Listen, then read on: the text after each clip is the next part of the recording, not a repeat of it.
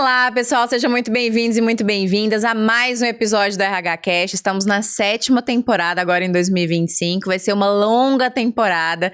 E para você que ainda não maratonou todos os outros episódios e não me conhece ainda, eu sou a Jéssica Martins, eu sou influenciadora de RH, eu falo para RHs, para lideranças, estou em todas as redes sociais, estou no LinkedIn, estou no Instagram, a gente está aqui com um canal também que além do RH Cast tem outros vídeos para você maratonar. Então eu convido para você me conhecer um pouco mais, conhecer o nosso trabalho. Eu estou à frente da People Academy, que é uma escola que desenvolve profissionais de RH e também liderança. Então convido você a conhecer um pouco mais sobre como a gente consegue ajudar a sua empresa.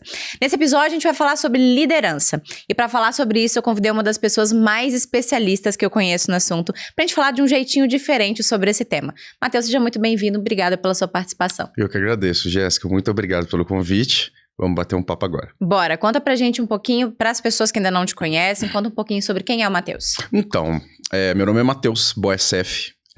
Eu sou formado em administração, sou psicanalista, tenho algumas pós-graduações, mas hoje focada para cá. A gente vai falar sobre neuropsicologia, tá? Eu tenho uma empresa também, né, que atua no ramo de treinamento, palestras, consultorias. Sou professor de pós-graduação da PUC.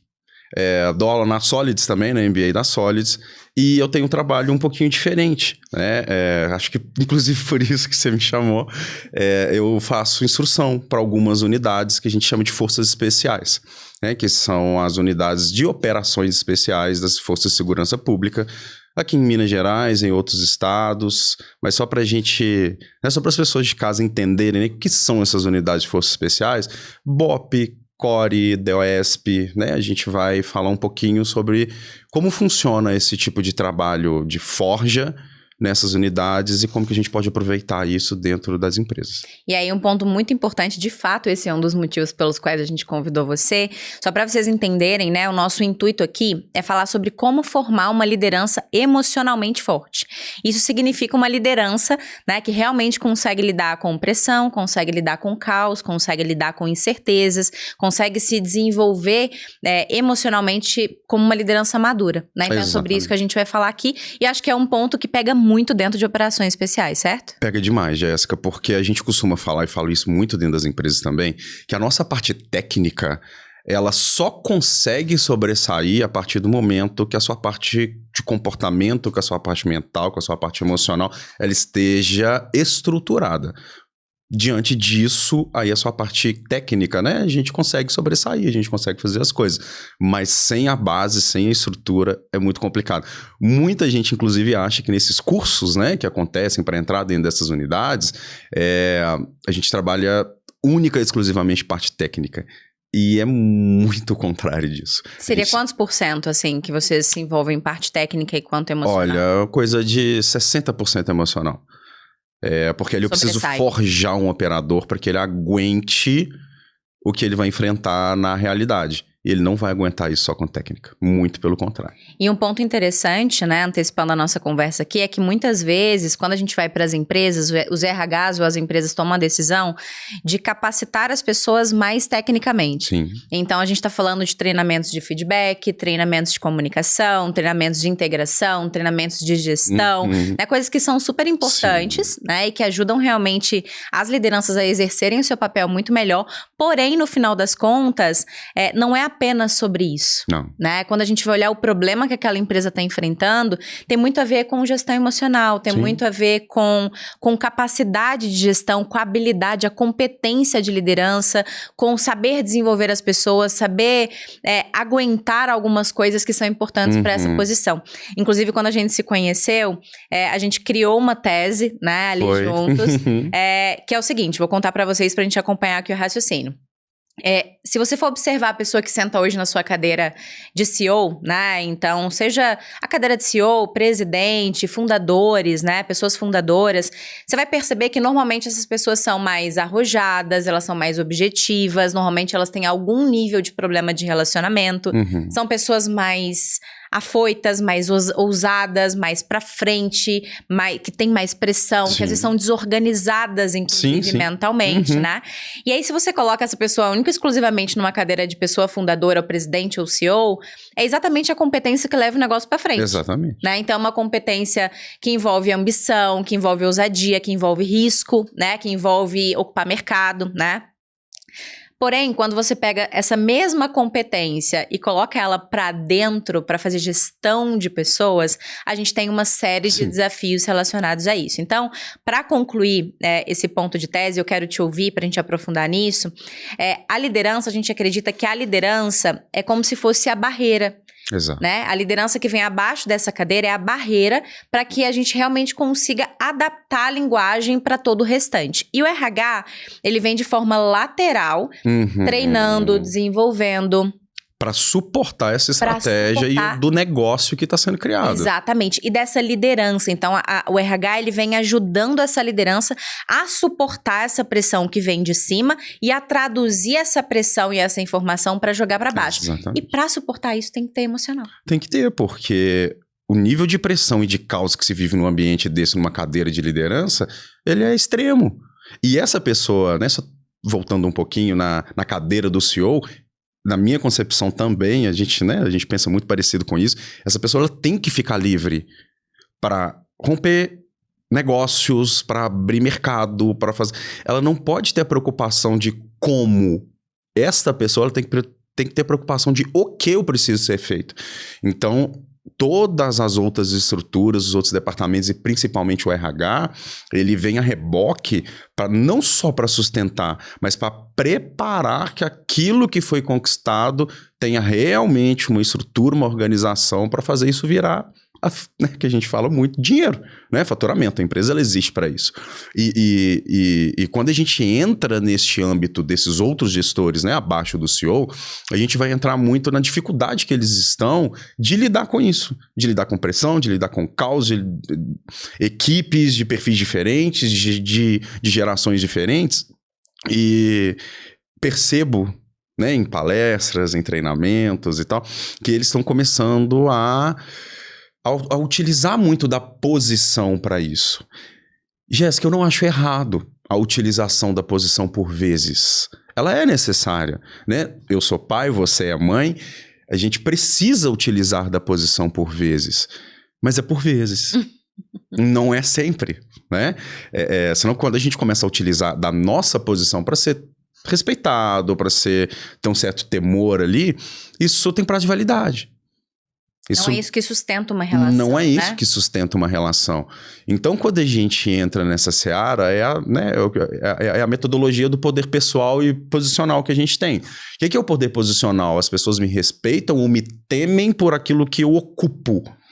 Ou seja, eu sou um C-level e as pessoas olham para mim e me respeitam por aquilo que eu ocupo, pelo nível hierárquico que eu estou inserido naquela organização, que é diferente do poder pessoal. O poder pessoal, eles vão me respeitar por aquilo que eu faço, por aquilo que eu me demonstro ser, a maneira com que eu faço a gestão da minha equipe, a maneira com que eu consigo colocar aquela equipe para frente. E isso não precisa ser bonzinho para fazer isso. Muita gente me pergunta, Matheus, eu escolho a demanda da equipe ou eu escolho os negócios da empresa? Você escolhe o que é certo naquele momento. E a minha resposta é essa, é só essa. No dia que vocês passarem a deixar de preocupar com isso, vocês vão entender que a partir do momento que a gente escolhe o correto, seja impopular para um lado ou para outro em determinados momentos... E vai ser, mas a gente passa a ser previsível. E essa palavra na liderança, para mim, é uma das que mais faltam no mundo organizacional hoje. As pessoas, elas não têm previsibilidade de tomada de decisão. Por quê? Sempre está tentando atender uma demanda de um lado ou do outro. Então, as pessoas não sabem o que está acontecendo. E quando você faz uma gestão por emoção, naturalmente existe instabilidade. E é natural que exista, né? Afinal de contas, a gente está lidando com o ser humano. Exato. Né? Eu fui criado de uma maneira, você de outra, as pessoas ali da equipe de outras formas, e é natural que as pessoas elas não enxerguem as situações da mesma forma. Mas não é o que a gente está fazendo, né? Como a gente vai colocar isso diante da equipe. Muito bom isso que você trouxe. Eu gosto de trazer um exemplo que para você chamar a atenção do seu time, para você falar com o seu time certas coisas, você precisa necessariamente já ter a admiração deles, né? Por quê? Aquele time vai entender que quando você precisa brigar por eles, você briga também. É isso. Quando você tem que decidir por algo que é certo, entre uma pessoa ou outra, uma promoção ou uma demissão, você tá fazendo o que é certo. E aí quando você puxa a orelha, quando você chama atenção, quando você vai ser mais duro ou mais dura com esse time também reconhece que você tá agindo pelo certo. Então, acho que esse ponto que você trouxe sobre previsibilidade é perfeito, porque quando as pessoas vão entender, poxa, como a Jéssica ou o Matheus vão agir, você já sabe que é pelo certo. Exatamente. E a questão da admiração que você trouxe, ela é muito importante, porque também percebo muito hoje que os líderes, eles fazem tudo para serem queridos pelas equipes. E quando a gente quer agradar demais, quando a gente quer ser querido demais, a gente consegue fazer isso até a página 2. Depois a gente começa a se perder. Um livro de 100 páginas. Num livro de 100 páginas, a gente vai até a página 2. E depois a gente começa a se perder, o que é natural. Porque, por exemplo, eu já liderei a equipe de 68 pessoas. Como que eu vou agradar a 68 de maneira uniforme, de maneira padronizada? Não tem jeito. Então, quando a gente está falando sobre admiração, eu sempre volto essa pergunta em empresas, em palestras também. A gente admira uma pessoa que é boazinha demais, que cede demais o tempo inteiro, sabe, que tá sempre mudando o rumo das coisas. A gente gosta de se relacionar com uma pessoa assim? Acho que a grande maioria das pessoas vão responder que não. E por que a gente pensa, quando a gente tá numa cadeira de liderança, que as pessoas vão admirar a gente por isso? Sabe? Por flexibilizar demais, por querer fazer demais. Então, acho que pra gente fechar esse tipo de raciocínio aqui, né? A questão é sempre a escolha pelo certo. Não... Óbvio, entender o que é a demanda da equipe, entender o que é a demanda da empresa, e o nosso papel enquanto líder é casar isso, né? Como a gente vai fazer isso acontecer. Mas quando não tem na forma de casar, é sempre a escolha pelo correto. Quero trazer um exemplo para a gente fechar esse ponto e avançar. Recentemente eu atendi uma liderança de RH, porque eu faço mentorias individuais. E ela trouxe pra mim assim, ela renovou a mentoria, então já tem um tempo que eu acompanho o caso dela. E ela fala assim, ela trabalha no ramo hospitalar. Ela falou assim, Jéssica, o que eu faço aqui? A gente tá em um processo de, eles não chamam de redução de custo, porque em saúde você não pode reduzir custo, né? Em função de riscos naturais. Eles chamam de otimizar recursos, algo desse gênero. A gente está num processo muito difícil de otimizar recurso, o RH que ele não é bem visto, a gente não consegue avançar, não consegue fazer as coisas. O meu RH, ele tem um salário abaixo da média de mercado e ganha, por exemplo, o RH... O time de produtos de RH ganha menos que DP. Então, ela tem diversos conflitos. Ela perdeu no ano anterior 3 pessoas em função desse assunto. E eu quero saber o que eu faço para poder... o que eu falo para minha liderança para conseguir aumento para essas pessoas, né? E ela vem com esse discurso há um tempo, ao mesmo tempo que eu sei que existe uma certa ineficiência dentro do RH. E eu falei, pessoa, vamos voltar ao raciocínio? Vamos pensar um pouquinho diferente? Você está advogando para esse time que não tem resultado. Você está advogando por um aumento de salário num contexto que não faz sentido, né? Para uma área que esse empreendimento não reconhece, né? Será que a gente não teria que fazer o contrário, por exemplo? Será que se você não otimizasse... primeiro, né? E não só isso, assim, vamos pensar no raciocínio, já que você quer otimizar para manter algumas pessoas e etc. Por que então você não faz um redesign do seu time? Sim.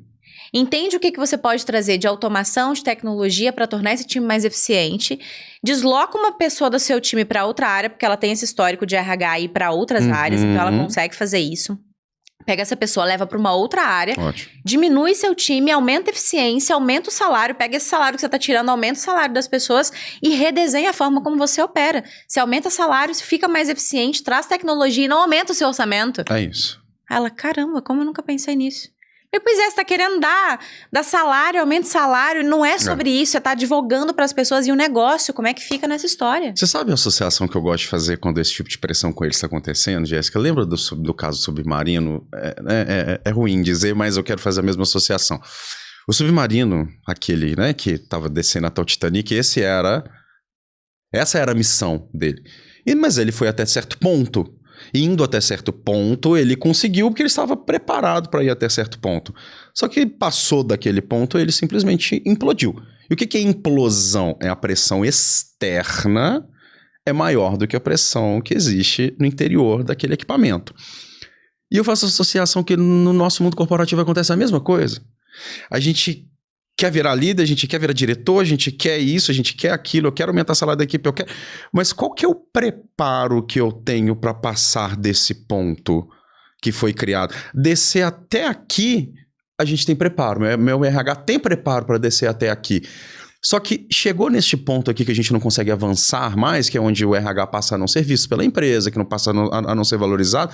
Mas qual é o nível de preparo que eu tenho para descer mais para ter aquilo que eu quero? Sabe? Aí eu vou fazendo essa associação. Cara, o Submarino, ele tentou descer, ele foi até onde ele conseguia. Partiu dali, não dava mais. E muitas vezes isso acontece com a gente, né? Eu vou pegar, nós somos gestores, né? Todo mundo tá aqui, nós somos gestores. Isso acontece com a gente.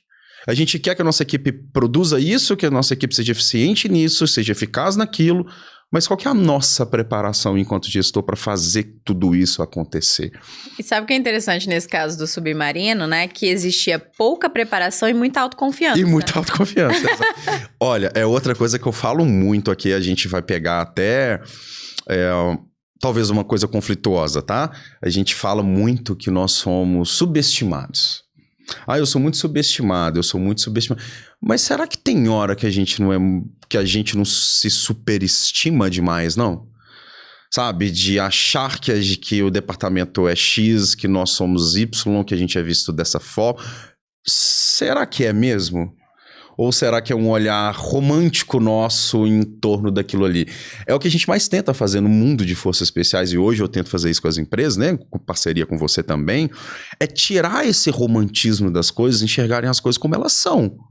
E não como a gente acha que elas são. Sabe? Então a gente vai tendo este nível de preparo para que a missão, né? Indo lá para o...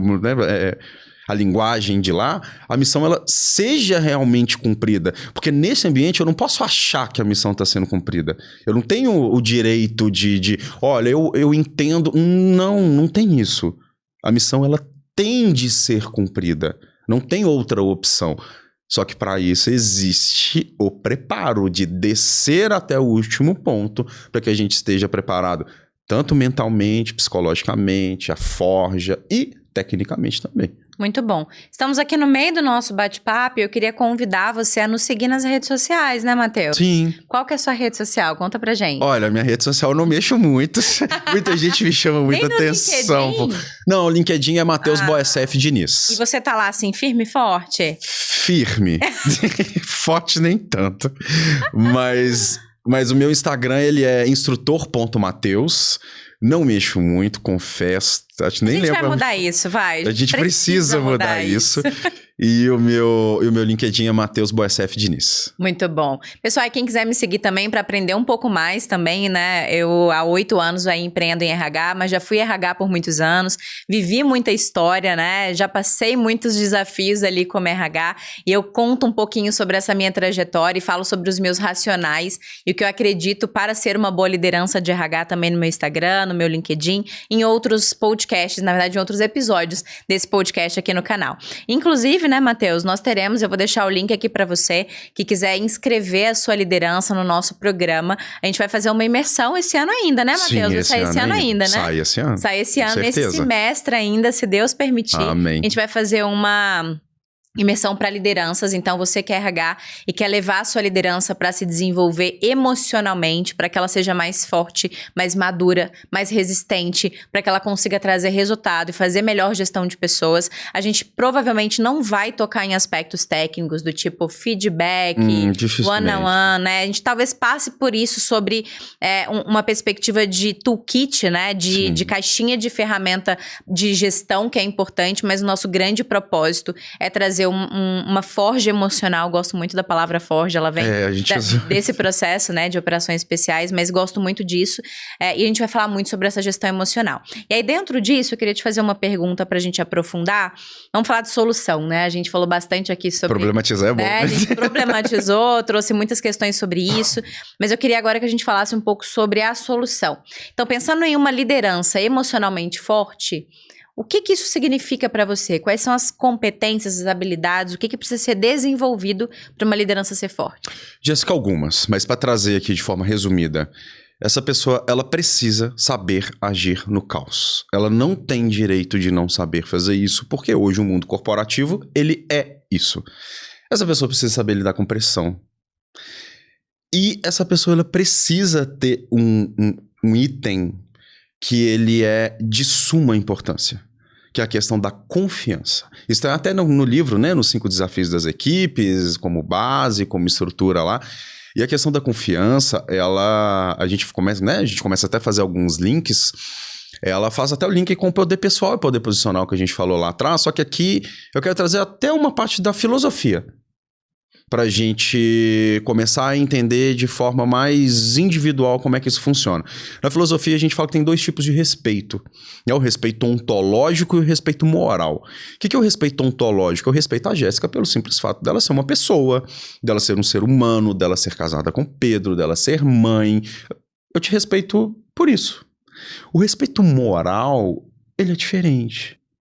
O respeito moral a gente precisa fazer por onde a gente ter aquilo ali. Não é... Ele não brota. O respeito moral, ele não acontece. Ele é advindo daquele processo, do ciclo de ação, de pensar, sentir e agir. Quando a gente exige dos nossos funcionários ou da nossa equipe que eles ajam de determinada forma... Antes a gente tem que entender o que esse cara pensa de mim enquanto líder. Quais os elementos eu entreguei para que ele pudesse formar a opinião dele sobre mim. Exato. E quando a gente entra na confiança, a gente vai trabalhando o que as empresas adoram falar hoje sobre o orgulho de pertencer. Só que eu sempre volto a pergunta, qual motivo essa pessoa tem orgulho, deveria ter orgulho de pertencer? Tanto a empresa, tanto a equipe, tanto... Como esse gestor age no caos? Como esse cara lida com pressão?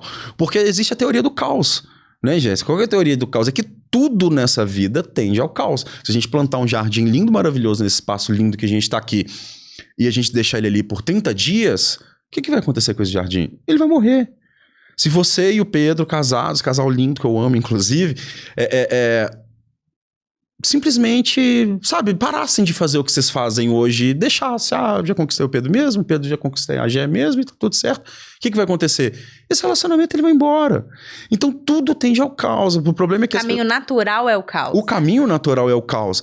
E as pessoas acham que ações megalomaníacas, elas fazem a diferença. Só que não fazem. Por exemplo, lanche, aniversário, essas coisas. Gente, a liderança ela é sutil, ela é diária. O grande problema da liderança é que ela é diária. Ela não é... uma vez por semana, uma vez por mês, o funcionário do mês, ou não sei o que. Não adianta. Porque, até um processo legal, você não deve lembrar o dia que você olhou pro Pedro e falou, eu amo o Pedro. Esse cara é o homem da minha vida. Mas por que você não lembra? Porque isso foi construído. Através da admiração, através da confiança, através da forma com que ele age no caos, ele lida com conflitos. Isso foi construído na sua cabeça. Então... o pensamento é que vai gerar um sentimento de falar, nossa, eu tenho um sentimento por essa pessoa e que te motiva a ter determinadas ações. Eu preciso te interromper para dizer que o que você falou é totalmente brilhante, isso muda totalmente uma perspectiva. Vamos lá. Quando a gente fala que tudo tende ao caos, eu gosto de trazer eu vou, na verdade, correlacionar com algo que eu gosto de dizer, que é nós, como profissionais, nós somos resolvedores de problemas. Exatamente. A gente vive reclamando, eu vou falar a gente de modo geral, né? Sim. A gente vive reclamando dos desafios que a gente vive no nosso trabalho. Uhum. E esquece que é para isso que a gente tá lá. Sim. A gente tá lá para resolver esses problemas. Então, se a gente pega essa lógica que você tá trazendo, a gente torna as coisas muito mais palpáveis, muito mais fáceis de entender. Que você está trabalhando, você trabalha, especialmente a liderança, que é altamente estratégica, para evitar que o caos aconteça. Então, quando você, como liderança, não nutre os relacionamentos, quando você, como liderança, não imprime confiança, não dá motivos evidentes para aquelas pessoas te admirarem, seguirem você, te ouvir.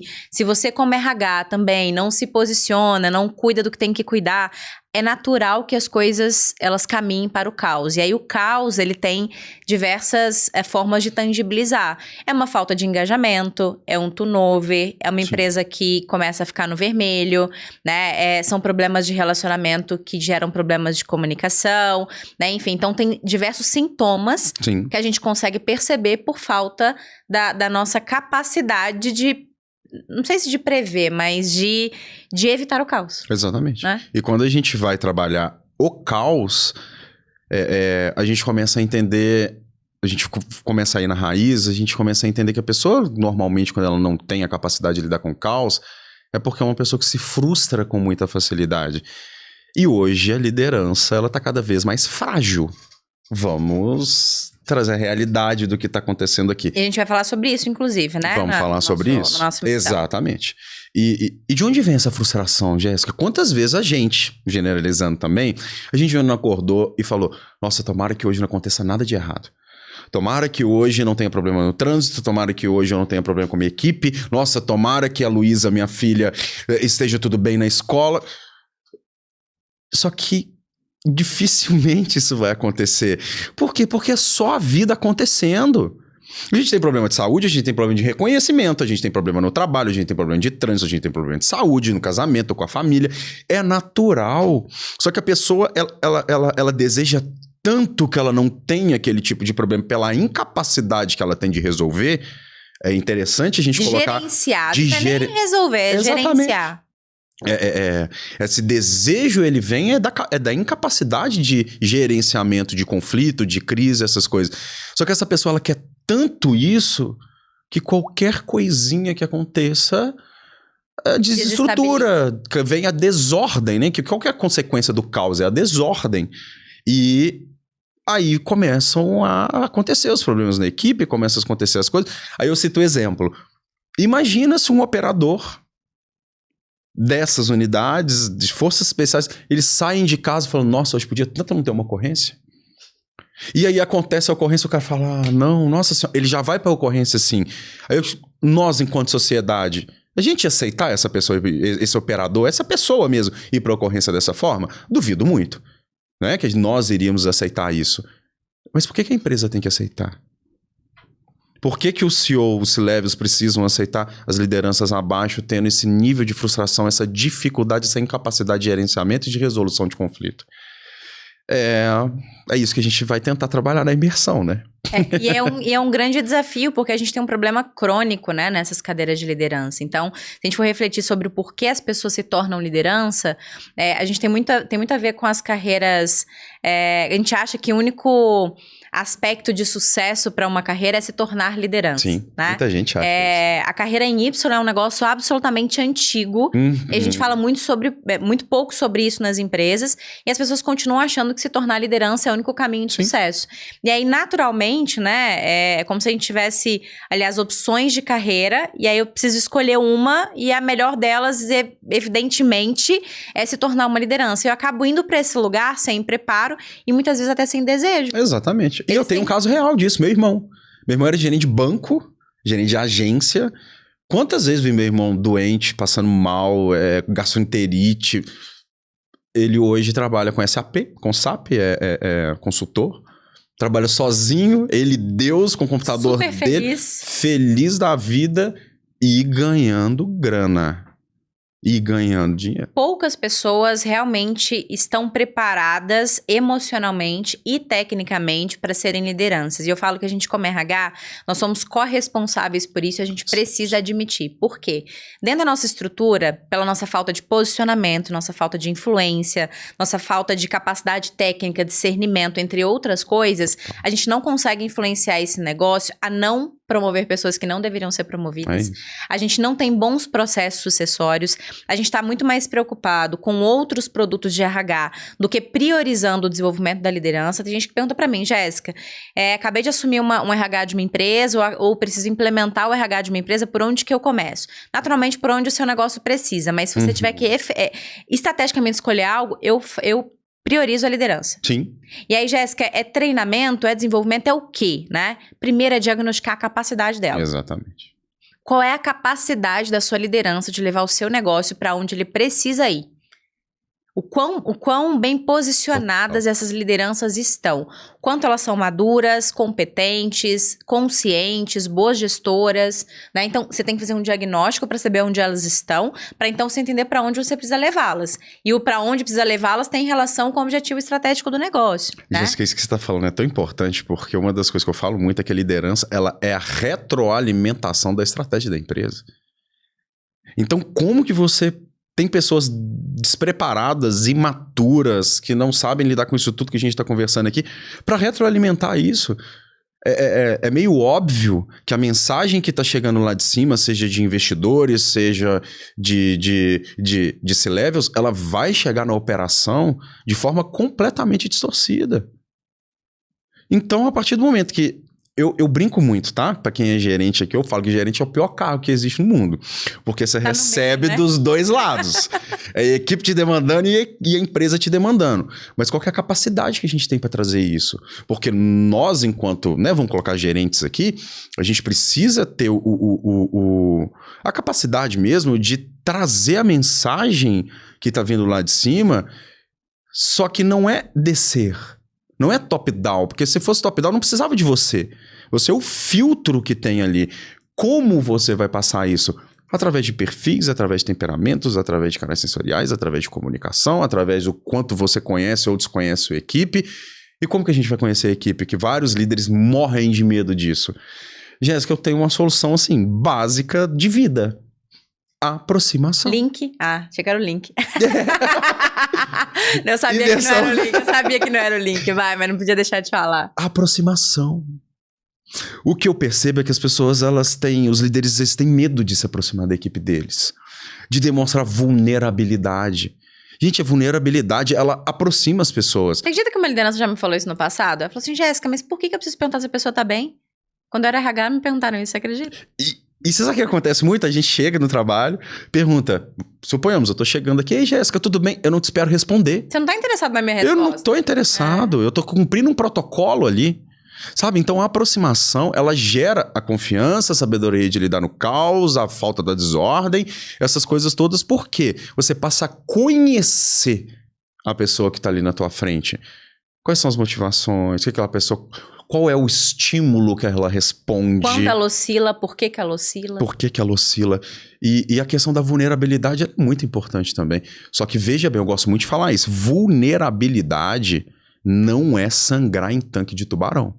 São duas coisas diferentes. Tem pessoas que vão participar, que querem demonstrar vulnerabilidade e ela traz a vida dela, a desordem da vida dela para dentro da empresa. Ela está sangrando em tanque de tubarão. A partir dali ela está sendo apontada e causando completa desconfiança da equipe se ela é capaz de tocar aquilo mesmo ou não. Mas a aproximação e trazer um pouquinho de vulnerabilidade, não vejo problema nenhum. Quantas vezes, neste mundo de forças especiais, eu já vi num nível hierárquico, né, que é vertical nesse tipo de situação, o cara que tá aqui abaixo, que é mais acostumado, que ele tá mais na linha de frente do que um oficialato lá em cima, ele fala, olha, penso que a ocorrência deveria seguir neste rumo. E o cara que tá lá em cima fala, ok, tá tudo certo, vamos embora. Esse cara tá demonstrando vulnerabilidade? Tá. Só que ele tá aproximando da tropa dele. Ele tá deixando a tropa dele definir através da capacidade técnica que ela tem, deixando a tropa dele definir o que vai ser feito a partir dali. Isso para mim é extremamente importante. E aí eu acho que pra gente condensar um pouquinho esse bloco, depois eu queria, Matheus, pra gente partir ali pro final, que você trouxesse algumas... Não é analogia nesse caso, né? É pegar um pouco do que acontece hoje em operações especiais e trouxesse para dentro das empresas, do tipo, por que a gente não aceita isso de um operador e por que dentro da empresa a gente está aceitando? Por quê?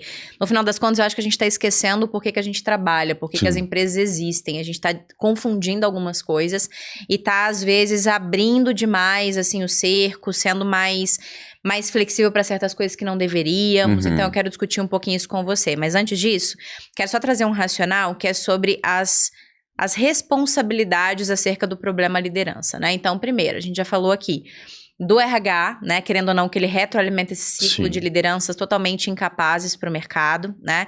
E aí, a incapacidade, gente, não levem pro lado extremo, né? Nossa, que da grosseria da palavra, da grosseria, né? da palavra, no sentido de haver ou não a habilidade de exercer a liderança, isso, né? Só isso. Então, existe esse ponto, e o RH, ele é corresponsável por nutrir ou por não nutrir isso. Existe a responsabilidade da própria liderança, né? De não... autodesenvolver, né? Não se autodesenvolver, não buscar alternativas para ocupar melhor esse lugar, de não ter autoconhecimento, que eu digo que é um problema crônico do nosso mundo. Acho que Posso te dar uma dica em relação a isso? Pode. Desculpa te interromper. Tá. Numa consultoria sobre avaliação de desempenho, PDI, etc, etc. Eu sugeri à empresa de colocar na avaliação de desempenho dos líderes, obviamente, a questão do autodesenvolvimento. O que esse cara tá fazendo para ele mesmo que reflete na empresa, como critério, né? mas como critério. Muito bom, muito bom. Porque aí você traz isso também para conscientização da autorresponsabilização. Exato. Muito boa dica. Então tem a questão da liderança também, que acaba assumindo papéis e acha que, não, você vai aprendendo aí, gente, as coisas de vai aprendendo aí não é para todo perfil, tem perfil que fica totalmente Perdido, né? Perdido nessa de vamos aprender fazendo, né? Então tem também a responsabilidade da liderança de se posicionar com alguns nãos, com alguns critérios, faço isso, porém, preciso de suporte da empresa para me desenvolver, então falta esse reconhecimento. E acho que a empresa também falha com essas lideranças quando, por exemplo, a gente pede muito que eles tenham uma agenda de gestão e a gente não libera essa agenda. Exatamente. Então a gente tem lideranças altamente envolvidas com reuniões, com reports, com relatórios, apagando incêndio de coisas que poderiam ter sido resolvidas com bons processos, bons recursos. A gente não dá, por exemplo, para a liderança um time sênior o suficiente para executar as coisas e a liderança está descendo para o nível tático e operacional e ela não deveria. E é o que mais acontece. É o que mais acontece. Isso aí é o que mais acontece. E aí, ao mesmo tempo, tem a empresa e o RH cobrando que essa mesma liderança seja estratégica, totalmente afogada, seja estratégica, um ponto, e seja liderança de fato fazendo gestão e desenvolvendo pessoas. Sim.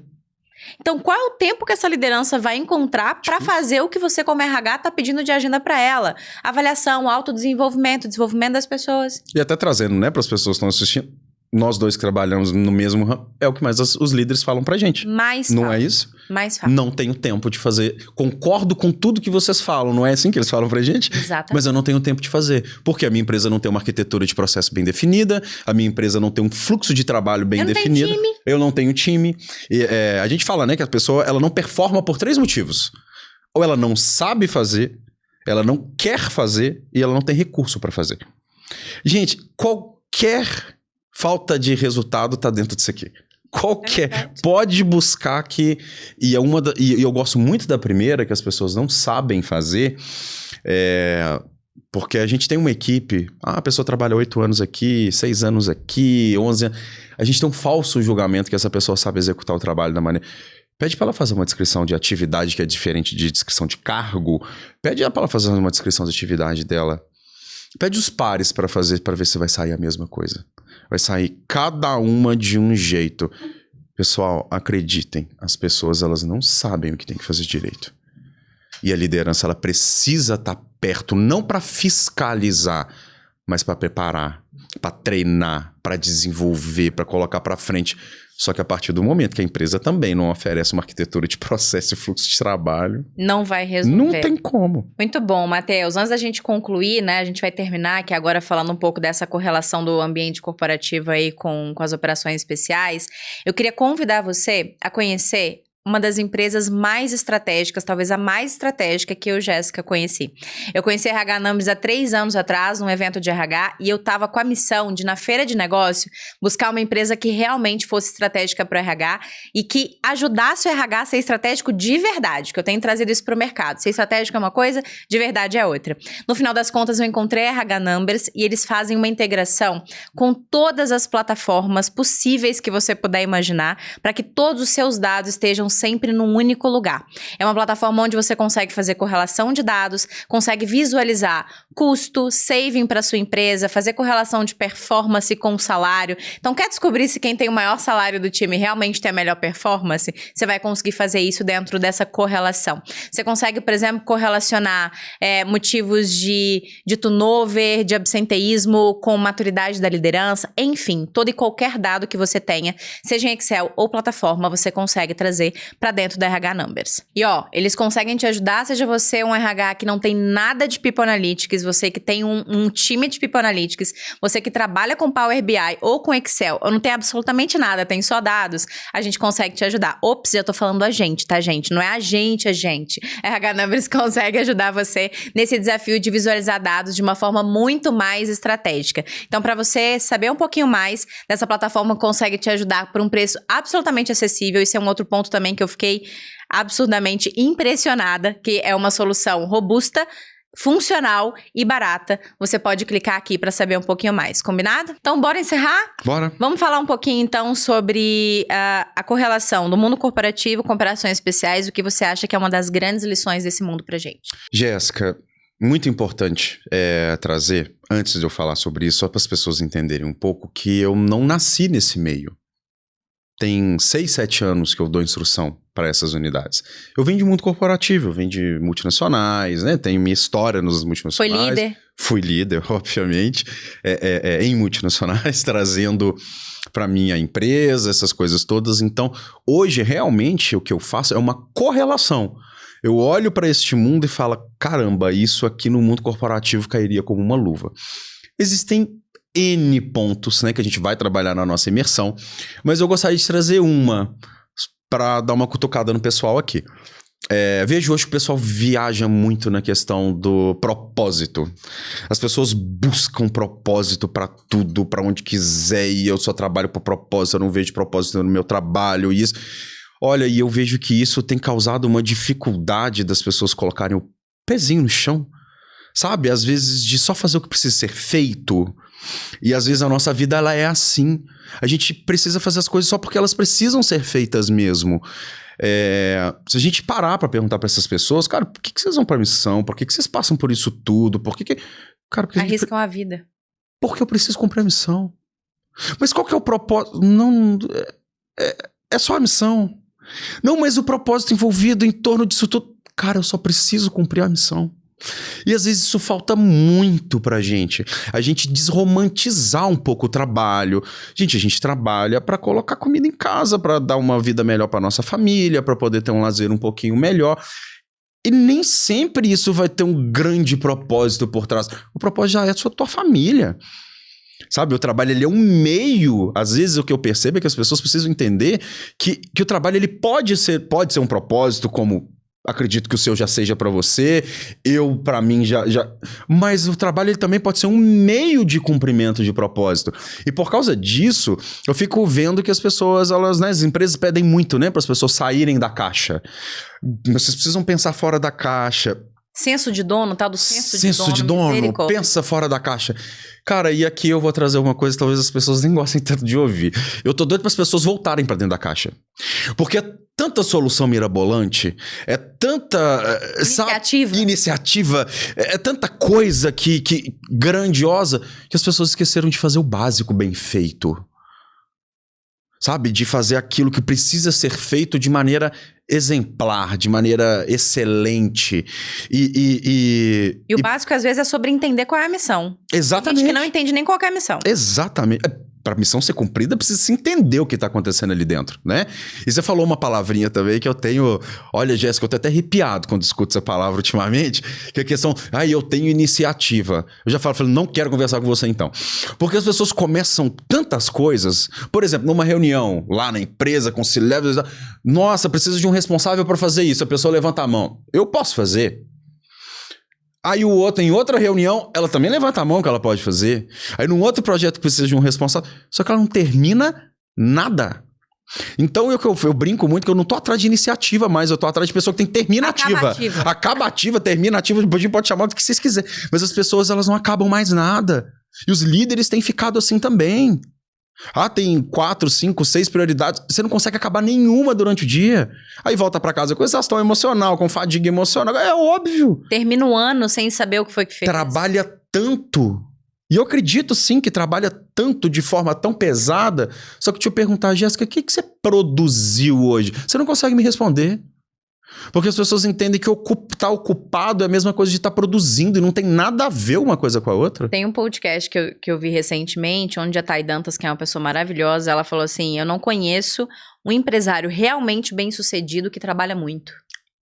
Exato. Porque eles optam por trabalhar de forma inteligente. E cumprir missão, né? E aí, fazendo a correlação que você me pediu, né? Principalmente nessa questão de iniciativa, de terminativa, de acabativa...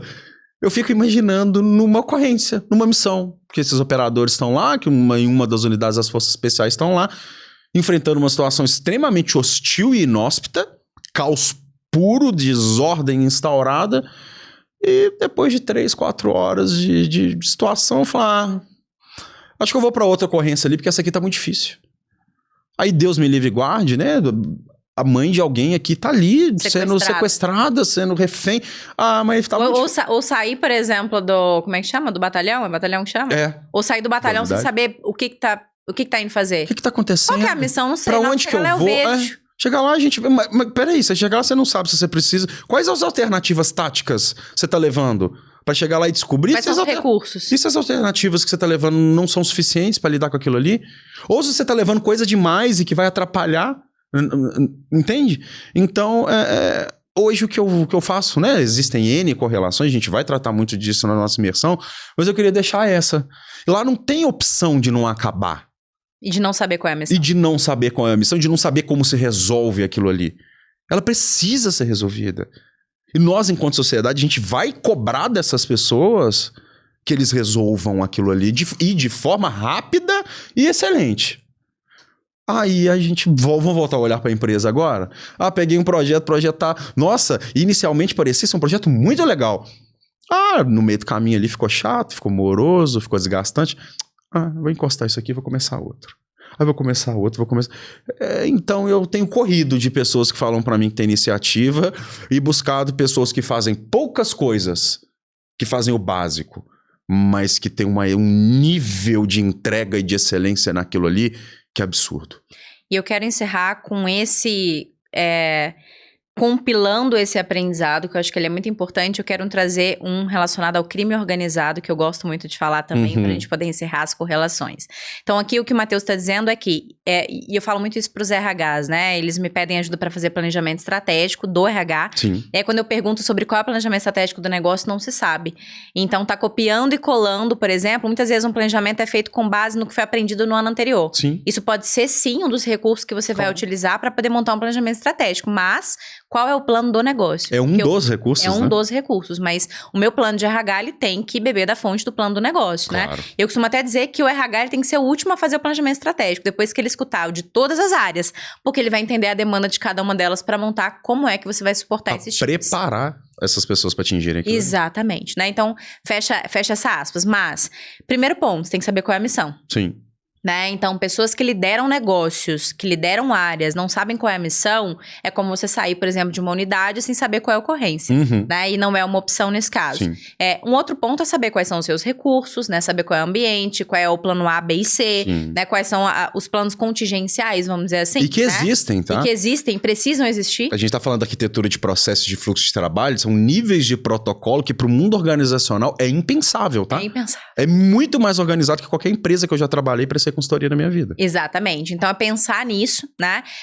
E ter acabativa, né? Eu falo acabativa que lá atrás, trabalhei com uma pessoa que falava muito sobre isso, né? Trabalhava com uma geração muito jovem e falava, gente, vocês iniciam muito e não acabam nada. Para de ter iniciativa e vai ter acabativa, que vai ser bom demais, né? Então, acho que essa acabativa, né? Então, ou seja, concluir a missão é o básico muito bem feito, né? Então, acho que isso é um ponto. E fazendo uma correlação com o crime organizado, né? Logo que começaram a sair diversas notícias a respeito do crime organizado em São Paulo, entre outras notícias, saiu também um documentário, já tinha um documentário, sei que eu fui ver um documentário sobre crime organizado, acho que na Netflix, para tentar entender algumas nuances, algumas coisas, e nesse documentário entrevista diversas pessoas que são, na verdade foram, não falo que são, né, integrantes do crime organizado e contam algumas coisas. E aí eu fui entender algumas coisas e falei, gente, qual que é o padrão? Por que até o crime organizado as nossas empresas não são, né? E aí, dentre diversas coisas, né, eu poderia destacar a gestão por consequência, que é algo que eu falava, inclusive, antes, não né? quis falar, mas existe. Disso, né? Então, assim, existe uma consequência para um combinado não cumprido, né? Existe dentro do crime organizado um protocolo, existem os mandamentos, existem as regras, e que se você cumprir as regras, você é altamente beneficiado. Sim.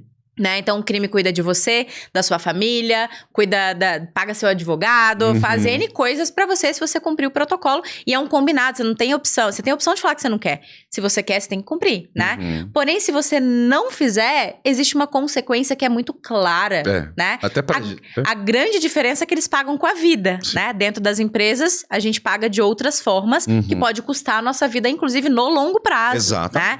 Então, acho que a gente, como liderança, precisa gerir melhor as consequências e ter muito mais clareza e dar clareza para os times do que acontece se isso não for cumprido e se aquilo for cumprido. Exatamente. Né? Então, acho que essa gestão de consequência, imagino que dentro de operações especiais também seja um ponto importante. Né? Muito, muito válido. Eu estava conversando há um tempo com um grande amigo meu de lá e ele tava me contando, né, sobre o curso de formação e tal. Não me contando o curso, mas trazendo o quanto é difícil, quanto, né, inclusive estava acontecendo em 2023, no meio disso a gente começou a conversar. E ele olhou pro turno assim, virou pra mim e falou, Matheus, essa é a parte mais fácil de pertencer ao BOPE, é o curso. Muito pior é manter a boina do que conquistar a boina. Ele falou pra mim, falei, isso é a parte mais fácil de pertencer ao mundo de operações especiais, é isso aí. A parte difícil é aqui dentro.